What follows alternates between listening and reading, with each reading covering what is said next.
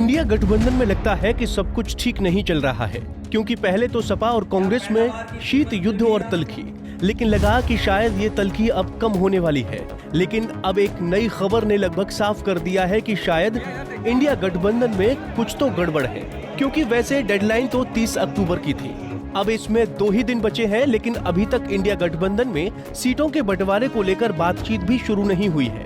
तो फिर इस मुद्दे पर बातचीत कब शुरू होगी? सीटों का तालमेल पहले हो जाने पर गठबंधन की पार्टियों को अपने अपने उम्मीदवार तय करने में आसानी रहेगी। इससे चुनाव प्रचार के लिए अधिक समय मिल जाएगा। लेकिन अभी तो हालात ये हैं कि चुनावी तालमेल छोड़िए, इंडिया गठबंधन की पहली रैली कब होगी ये भी तय नहीं हो पा रहा है। मुंबई में गठबंधन की आखिरी बैठक में कई पार्टियों की तरफ से ये मांग रखी गई थी कि सीटों के तालमेल पर बातचीत में देरी नहीं होनी चाहिए।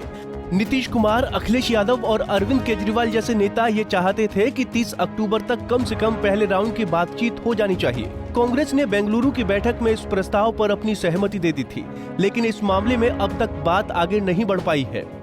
बता दें कि विपक्षी एकता की शुरुआत नीतीश कुमार ने की थी, लेकिन कोलकाता से लेकर मुंबई जाकर उन्होंने विपक्ष के नेताओं से अलग अलग बैठकें की थी। फिर उनकी पहल पर ही पटना में विपक्षी नेताओं की पहली मीटिंग हुई। आपस में जब भी कोई मामला फंसता है तो नीतीश कुमार संकट मोचक बन जाते हैं, लेकिन अब यूपी में समाजवादी पार्टी और कांग्रेस में जारी घमासान से वो बेहद चिंतित हैं। उनका पहला एजेंडा इंडिया गठबंधन में सीटों का बंटवारा है, जो कि फिलहाल होता हुआ नजर नहीं आ रहा।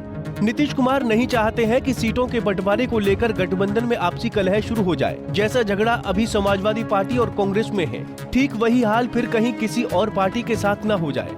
दरअसल मध्य प्रदेश में सीटों के तालमेल पर दोनों पार्टियों के बीच कोई फॉर्मूला नहीं बन पाया, जबकि समाजवादी पार्टी के गठबंधन करने के प्रस्ताव को कांग्रेस ने मान लिया था। एमपी के पूर्व मुख्यमंत्री दिग्विजय सिंह कह चुके हैं कि उन्होंने 4 सीटें समाजवादी पार्टी के लिए छोड़ने का प्रस्ताव कमलनाथ को दिया था। इसके बाद कैसे क्या हुआ मुझे नहीं पता। यूपी के पूर्व मुख्यमंत्री अखिलेश यादव भी कह चुके हैं कि 5 सीटें देने की बात कमलनाथ ने उन्हें फोन पर बताई थी, लेकिन एमपी कांग्रेस के अध्यक्ष कमलनाथ ने ये कहकर सबको चौंका दिया कि इंडिया गठबंधन लोकसभा चुनाव के लिए है, विधानसभा चुनावों से इसका कोई लेना देना नहीं है।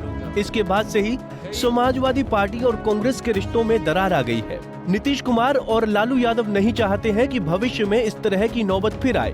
इंडिया गठबंधन में शामिल सभी पार्टियां अगर एक पिच पर हैं, तो फिर सीटों के बंटवारे पर बातचीत क्यों नहीं शुरू हो पाई? आखिर कौन है जो ऐसा नहीं चाहता है?